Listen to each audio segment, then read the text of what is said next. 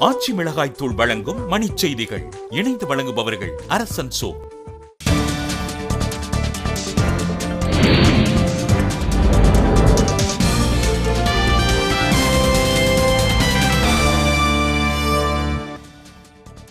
சரக்குந்து ஓட்டுநர்கள் வேலை நிறுத்தம், எரிவாயு தட்டுப்பாட்டை தடுக்க இந்தியன் ஆயில் நிறுவனம் தீவிரம்.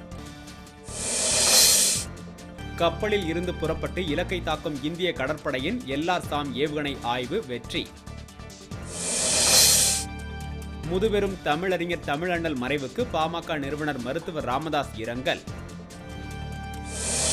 அயோத்தியில் ராமர் கோவில் கட்டுவதில் நடுவண் அரசு உறுதியுடன் இருப்பதாக அமைச்சர் மகேஷ் சர்மா திட்டவட்டம்.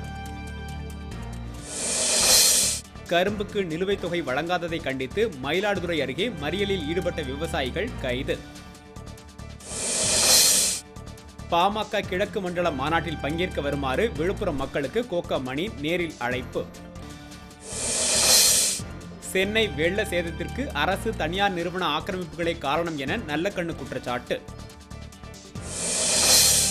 வெள்ளத்தால் பாதிக்கப்பட்ட விவசாயிகளின் வங்கிக் கடனை ரத்து செய்ய கோரி புதுச்சேரியில் பாமகவினர் ஆர்ப்பாட்டம்.